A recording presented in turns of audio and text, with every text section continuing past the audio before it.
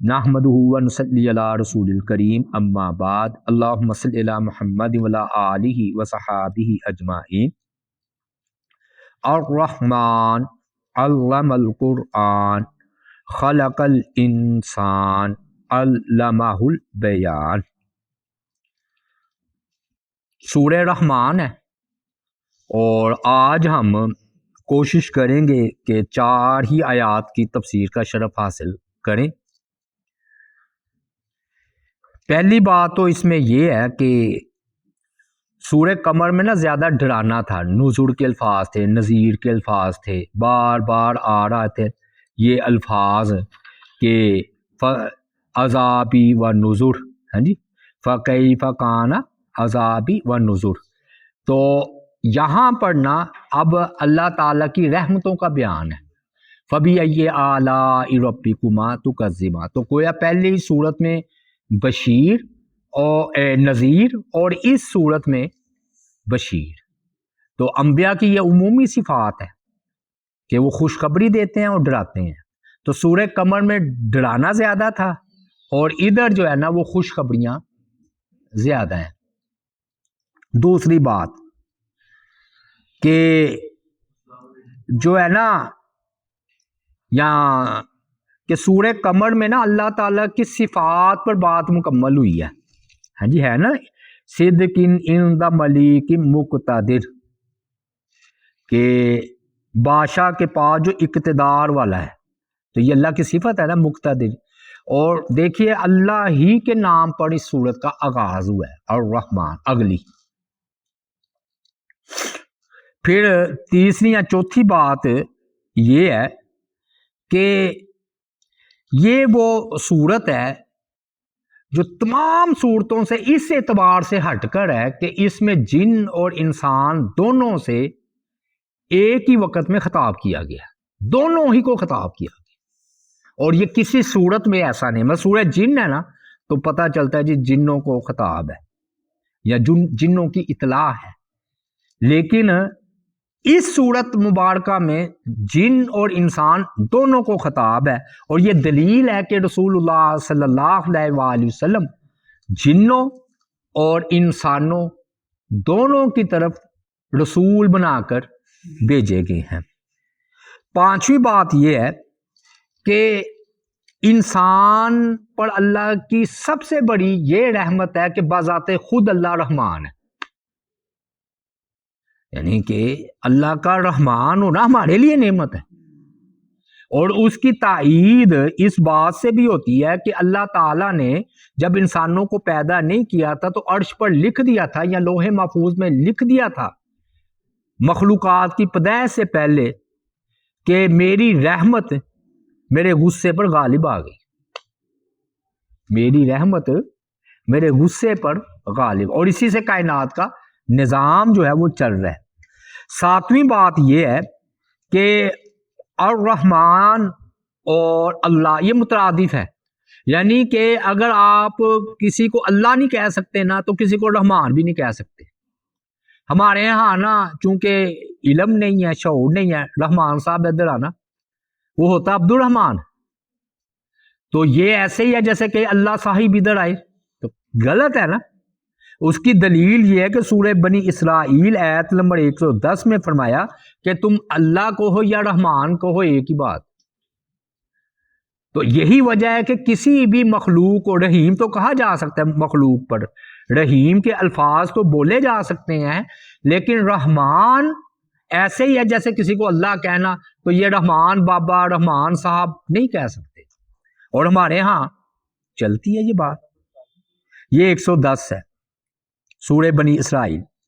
آٹھویں بات جی، ہر کام اس کی رحمت سے ہے، کیونکہ بسم اللہ الرحمن الرحیم اللہ کے ساتھ رحمان ہے، تو بتایا کہ ہر کام کے آغاز میں تم نے بسم اللہ الرحمن الرحیم پڑھنی ہے، تو ثابت ہوا کہ تدبیر کے ساتھ، تدبیر سے ہٹ کر نہیں، وہ تو صوفیوں کا عقیدہ ہے تدبیر کے ساتھ جب رحمت اللہ کی شامل ہو جائے تو کام ہو جاتا ہے، اور جب اس کی رحمت شامل حال نہ ہو تو دوائی کھا لیں شفا نہیں ملتی، دکان کھول لیں رزق نہیں ملتا۔ بھائیو جب تدبیر کے ساتھ اس کی رحمت شامل ہو جائے تو دعا شفا دے دیتی ہے، دکان رزق دے دیتی ہے۔ 9ویں بات، کافر لوگ نا یہ رحمان کو نہیں مانتے تھے، کہتے تھے ما رحمان، توبہ نوز باللہ، رحمان کیا ہے؟ تو اللہ تعالیٰ نے ان کی تردید کے لیے اس سورت کو الرحمن سے شروع کیا۔ اور پھر 9ویں ہی بات میں یہ پوائنٹ ہے کہ اللہ بذات خود رحمان ہے، بذات خود رحمان ہے۔ کیا مطلب کہ نا وہ بذات رحم کرنے والا ہے، اس کو نہ لالچ ہے کسی عوض کی، نہ عبادت کی، نہ اللہ تعالیٰ کو کوئی غرض اور مفاد ہے۔ اور یاد رکھیے، نیک سے نیک بندہ ہو، حتیٰ کہ انبیاء ہی کیوں نہ ہو، وہ بھی بغیر غرض کے نیک کام نہیں کرتے۔ ان کی غرض کیا ہے؟ اللہ راضی ہو جائے، ثواب مل جائے، ہے نا بھئی؟ آپ کہیں جی اللہ کی راہ میں دیا، اپنا مال تم نے وہ راوی میں کیوں نہیں پھینک دیا؟ کسی غریب کو دیا، کیا مطلب ہے غریب کو دینے کا؟ آپ کہتے ہیں میں نیکی، لیکن بھائی آپ نے ثواب کمایا آخرت کا، آپ کی غرض ہے، آپ کا مطلب ہے۔ اور اللہ تعالیٰ ثواب سے پاک ہے کہ اللہ تعالیٰ کو کوئی ثواب ہو، یعنی کہ اللہ کی ذات وہ ذات ہے کہ اس نے اپنی رحمت سے لوگوں کو پالا ہے اور اپنی مہربانیاں کی ہیں، اور اللہ تعالیٰ کو اس میں کسی قسم کی غرض نہیں ہے۔ اور 9ویں ہی بات میں یہ بات ہے کہ یاد رکھیں رحمان جو ہے نا، قرآن مجید کی آیت ہے کہ اللہ تعالیٰ رحیم ہوگا قیامت والے دن مومنوں پر، تو کہتے ہیں رحمان ہے نا دنیا کے اعتبار اور آخرت کے اعتبار سے ہے۔ یہی وجہ ہے کہ کافر کو بھی ادھر رزق ملتا ہے، کیوں؟ اس کا دسترخوان سب کے لیے کھلا ہے، مومن ہو یا کافر ہو، وہ رب العالمین ہے۔ علم القرآن، 10ویں بات یہ ہے کہ رحمان کا پہلا فیضان، پہلا فائدہ یہ ہوا ہے کہ اس نے قرآن سکھایا ہے۔ بہت بڑی یعنی کہ قرآن نعمت ہے، اور واقعی ہمیں تو اب قسم کھانے کی ضرورت ہی نہیں ہے، ہم تو الحمدللہ جہاں سے قرآن سے تعلق جڑا ہے ہمیں پتہ ہے کہ اس قرآن سے بڑھ کر اللہ تعالیٰ کی کوئی نعمت نہیں۔ اور رحمان نے سب سے پہلا انعام نعمت کا یہ کیا ہے کہ ایک تو وہ خود ہے اور ایک ہے علم القرآن، اس نے قرآن کی تعلیم دی ہے۔ تخلیق انسان بھی بعد میں، یعنی کہ آدم علیہ السلام کو پیدا کیا تو کتنا دھوم دھام کے اللہ تعالیٰ نے چرچا کیا، وہ بھی بعد میں کہا علم القرآن۔ اور 12ویں بات اس سے یہ معلوم ہوتی ہے کہ حدیث میں بھی اس کی تشریح، خیرکم من تعلم القرآن وعلمہ، تم میں سے بہترین وہ ہے جو قرآن سیکھے اور سکھائے۔ تو اللہ تعالیٰ کی رحمت کا تقاضا یہ ہوا کہ بندے کو قرآن سکھلایا تاکہ یہ بہتر ہو جائے۔ ہاں جی، تم میں سے بہترین وہ ہے جو قرآن سیکھے اور قرآن سکھلائے۔ اور ادھر لطیف نقطہ ہے، لطیف نقطہ یہ ہے کہ استاد اور شاگرد کا فرق کیا جاتا ہے۔ دنیا کا اصول ہے کہ استاد کو زیادہ رتبہ ہے اور شاگرد کا کام، یہ ٹھیک ہے بات، لیکن ادھر شاگرد اور استاد دونوں کو ہی بہترین کہا گیا ہے کہ سکھانے والا بھی افضل ہے اور سیکھنے والے بھی افضل ہیں۔ بات میں سمجھا پا رہا ہوں کہ نہیں؟ سکھانے والا بھی افضل ہے اور سیکھنے والا بھی افضل ہے۔ 13ویں بڑا جی، یہاں پر نا لفظ آیا قرآن، یہ قرآن کا ذاتی نام ہے۔ قرآن کے کئی صفاتی نام ہیں نا، یہ قرآن جیسے اللہ، اللہ کا نام ذاتی نام ہے نا، اور اس کا جو ہے نا وہ صفاتی ہے باقی۔ اسی طرح قرآن مجید کا جو نام ہے وہ ذاتی ہے اور باقی نام صفاتی ہیں، ہے نا۔ تو قرآن کو قرآن کیوں کہتے ہیں؟ سب سے زیادہ پڑھی جانے والی کتاب، سب سے زیادہ پڑھی جانے والی کتاب۔ اچھا اب دیکھیے کیسے، بھئی کوئی حفظ کر رہا ہے، کوئی ناظرہ پڑھ رہا ہے، کوئی نماز پڑھ رہا ہے، کوئی تلاوت کر رہا ہے، کوئی درس و تدریس کر رہا ہے، کوئی تہجد نماز میں پڑھ رہا ہے، ایک سیکنڈ بھی ایسا نہیں جب قرآن نہ پڑھا جاتا ہو پوری دنیا میں. یہ بالکل دعوے سے دلیل کے ساتھ بندہ چیلنج کے انداز میں کہہ سکتا ہے کہ ایک کتاب ایسی ہے جو 24 گھنٹوں میں پڑھی جاتی ہے، وہ ہے قرآن.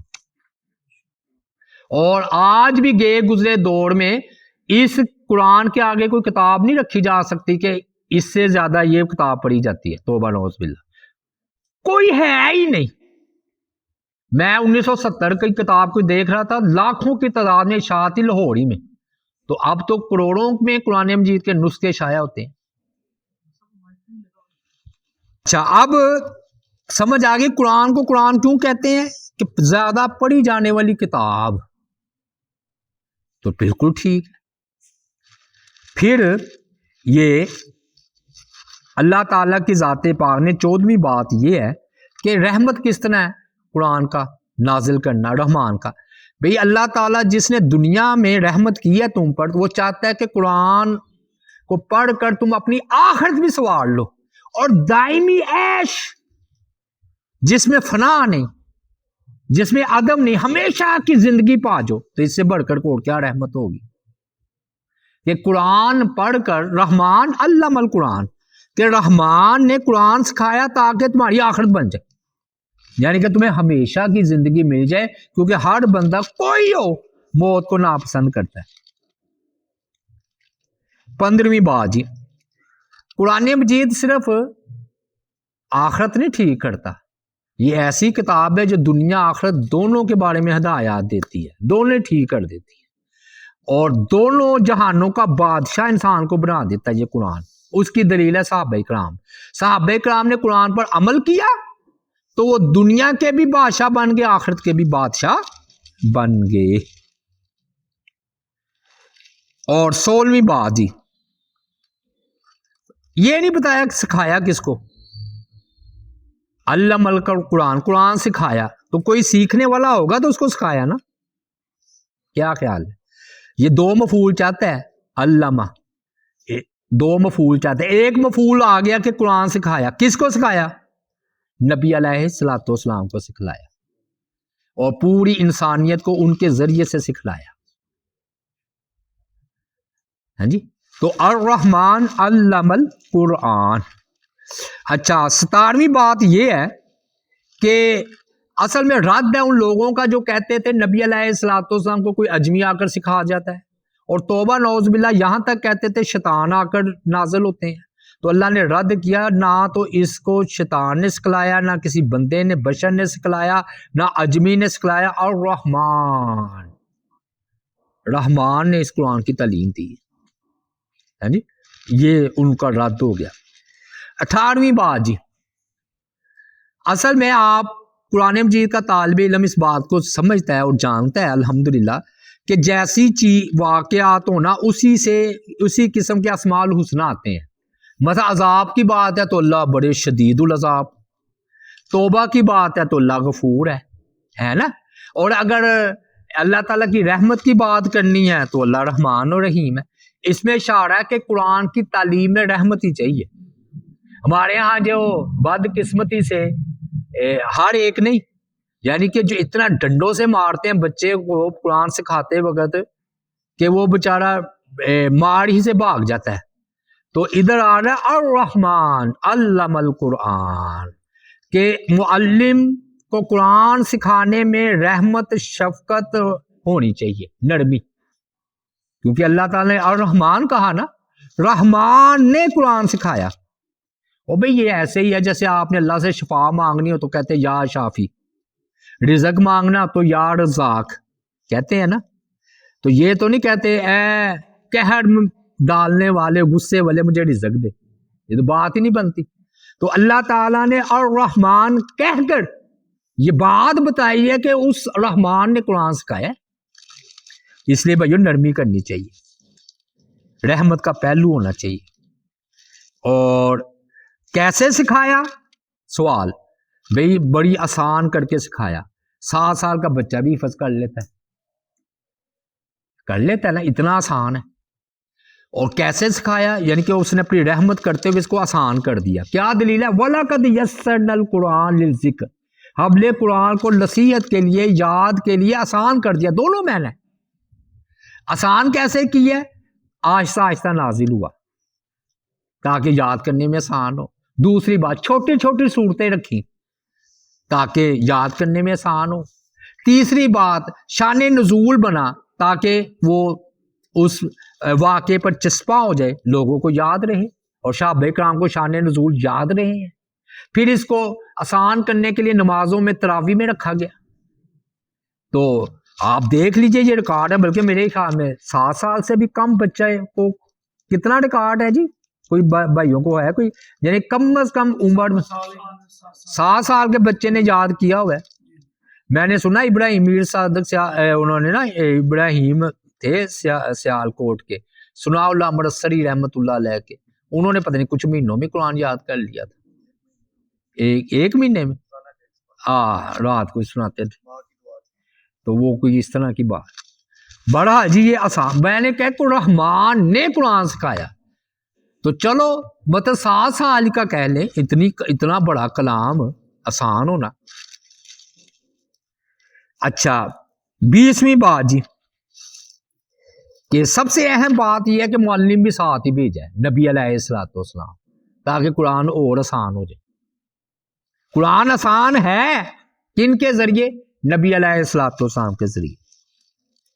اب ادھر نا ایک بڑا لطیف نقطہ بیان کیا گیا، کہتے ہیں کہ رحمان نے جو ہے نا تمہاری ڈیمانڈ کے بغیر قرآن نازل کیا، کیونکہ اس کی رحمت کا تقاضا تھا کہ تم پر قرآن اترے اور تمہیں تعلیم دی جائے. اب کیا مطلب؟ تم تو عذاب مانگ رہے ہو اے کافرو، تم کیا مانگ رہے تھے؟ جی وہ کہاں آ رہا ہے جی عذاب، کہاں ہے جی قیامت؟ تو اللہ رحمان نہ ہوتا تو تم پر عذاب بھی نازل کر دیتا، قیامت بھی تم پر بھیج دیتا، لیکن اس کی رحمت کا تقاضا تھا، تم نے طلب نہیں کیا تو قرآن نازل کر دیا. اور اللہ کی رحمت کا یہ تقاضا ہے جو تم طلب کر رہے ہو، کیا عذاب، وہ نازل نہیں کیا. بات سمجھا پا رہا ہوں نا؟ یہ لطیف نقطہ ہے. 21ویں بات جی، خلق الانسان، انسان کو جو ہے نا پیدا کیا.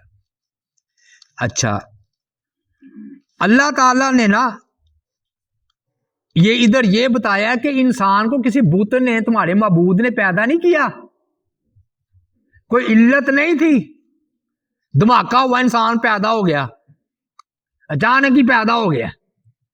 اور یہ جو فلسفی ہے نا، اللہ معاف کرے، ان سے بڑا گمراہ کوئی نہیں جو خدا کو بھی نہیں مانتے. وہ کہتے ہیں جی علت پتہ نہیں کوئی وجہ تھی تو انسان پیدا ہو گیا. توبہ نعوذ باللہ.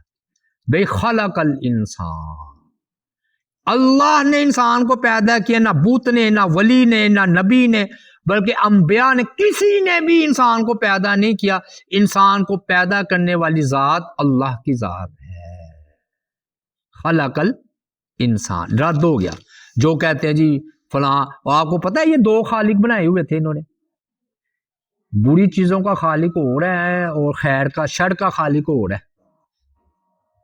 یہ ایران والوں نے، مجوسیوں نے نہیں، یہ تو انسان کی بات ہے. کوئی بھی ہو اس کو اللہ تعالیٰ ہی نے پیدا کیا. فرشتوں نے سجدہ کیا جی.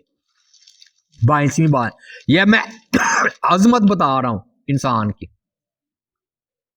کہ انسان اتنی عظمت والا ہے کہ فرشتوں نے سجدہ کیا.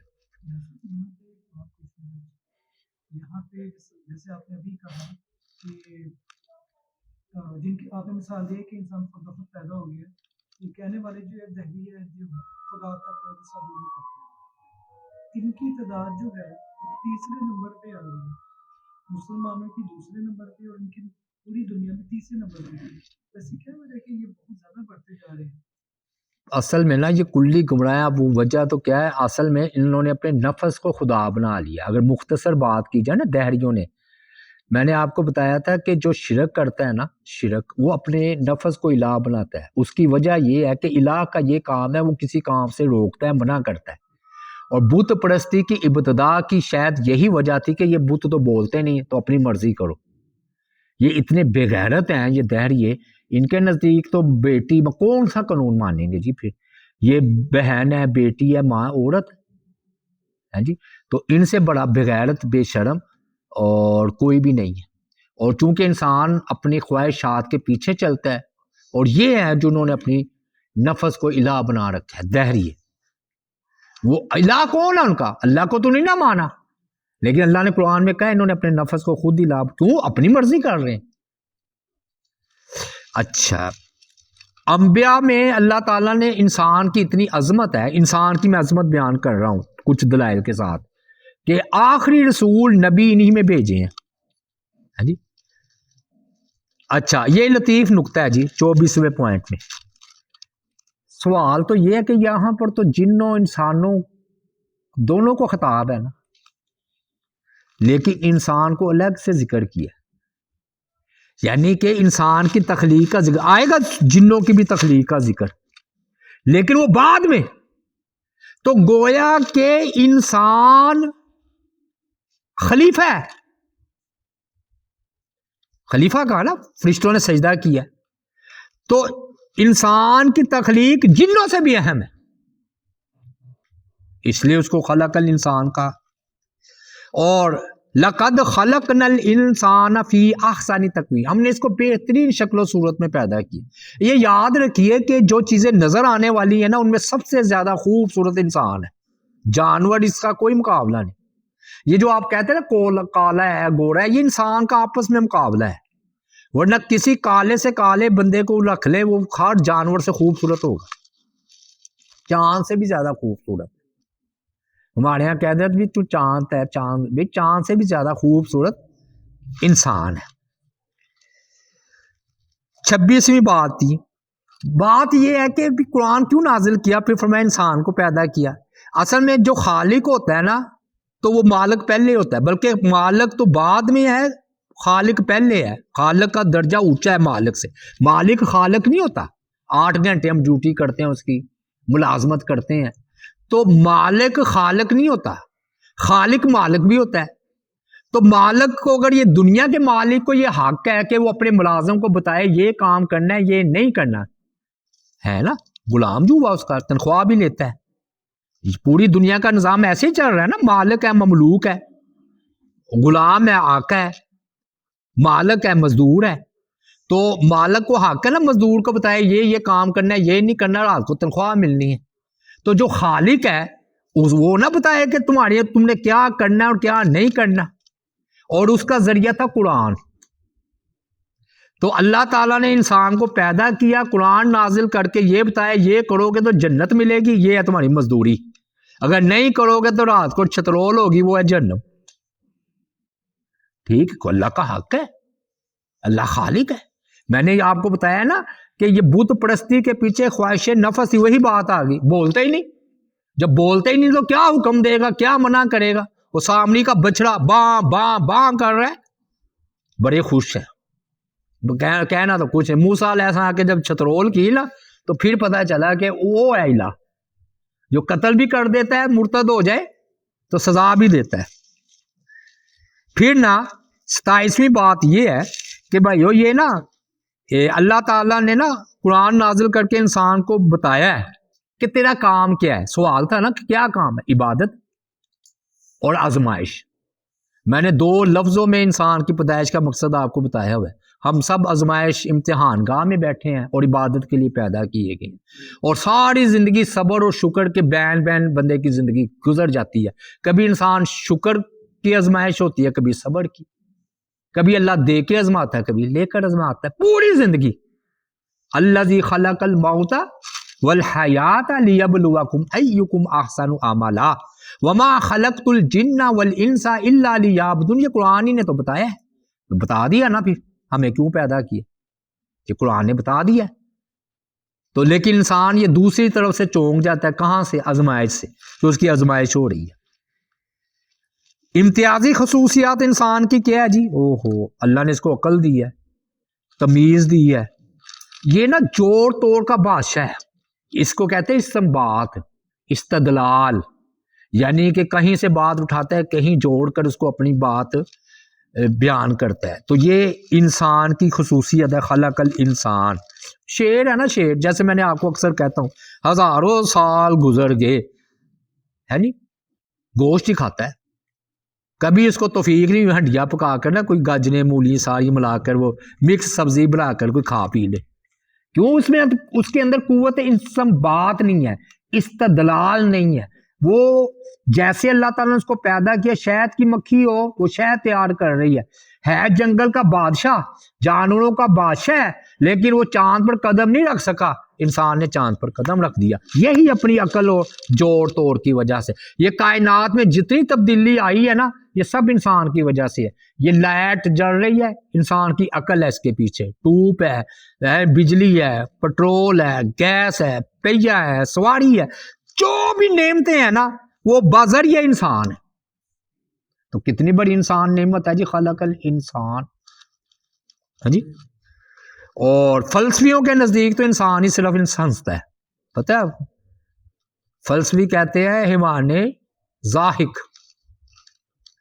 ہاں جی، یہ 29ویں بات ہے. حیوان ضاحک کا مطلب ہے کہ پوری کائنات میں انسان ہی ایسا ہے جو ہنستا ہے. وہ مجھے بھائی کہہ رہے تھے نہیں، میں نے دیکھا ویڈیو، جانور بھی ہنس رہے ہیں. مجھے تو اب نہیں پتا کہ وہ کس انداز میں ہنستے ہوں گے، لیکن جس طرح انسان ہنستا ہے نا، یا یہ انسان ہی کی خصوصیت ہے.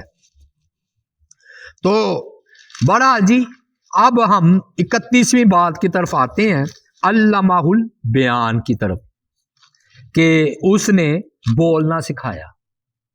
31واں پوائنٹ یہ ہے کہ اللہ تعالیٰ نے انسان کو زبان دی ہے جس سے وہ اپنے دل کا، ما فی ضمیر کا اظہار کر لیتا ہے. جی، اور یہ بہت بڑی خوبی ہے. گونگے سے پوچھیں، جو اس کو بڑی تکلیف ہوتی ہے بات کو سمجھانے میں. انسان نے اپنی بات نہیں سمجھانی ہوتی، اس نے توڑ جوڑ کر کے استنباط استدلال کر کے فقہ فلاں فلاں، یہ قوت بیان ہی تو ہے کہ احمد بن حنبل کی فقہ موجود ہے، امام ابو حنیفہ کی فقہ موجود ہے، امام شافعی کی فقہ موجود ہے. یہ کیا ہے؟ یہ قوت بیان ہے کہ ان کے جو استنباط استدلال ہیں. اچھا، یہ بیان کی قوت کیوں کہا انسان کو خصوصیت سے؟ یہ کھانا پینا، سونا اٹھنا، موبائل، تعلقات قائم کرنا، یہ جانوروں میں بھی پائی جاتی ہے چیزیں. جانور نہیں بولتے، آپس میں تو بولتے جس طرح ہم بولتے ہیں، اس طرح ان میں نہیں ہے. سلیمان علیہ السلام کو اللہ تعالیٰ نے جانوروں کی بولیوں کا علم دیا تھا. تو یہ بیان کی قوت بہت بڑی قوت ہے. اچھا، یہ قرآن سے اور انسان کی تخلیق سے اس کا کیا تعلق ہے؟ یاد رکھے، کوئی نبی گونگا نہیں ہوا. اور تبلیغ کرنی ہوتی ہے. اور کوئی نبی بہرا نہیں ہوا، کیونکہ کہتے جو بہرا ہو وہ گونگا بھی ہوتا ہے نا. تو کوئی نبی گونگا بہرا نہیں ہو سکتا، کیونکہ اس پر تبلیغ فرض عین ہوتی ہے. گونگا ہوگا نبی تو وہ تبلیغ کیسے کرے گا؟ اور بہرا ہوگا کافروں کے اعتراضات کیسے سنے گا؟ تو جب اس نے کافروں کے اعتراضات سننے ہیں، جوابات دینے ہیں، وہی کا بیان کرنا ہے، تو نبی گونگا اور بہرا ہو ہی نہیں سکتا. پھر بھائیو، یہ کتابیں جو ہیں نا جو نازل کی ہیں، یہ تحریر بھی بیان میں آتی ہیں. ہم یہ سمجھ رہے ہیں، یہ زبان، یہ امام بخاری نے بیان کیا اور تحریر ہو گیا. علامہ بالقلم، یہ تحریر ہو، خط ہو، ہیں جی، وہ سب بیان میں داخل ہے. اب 32ویں بات ہے، کیونکہ یہ میں نے پوائنٹ مسلسل بیان کر دی ہے.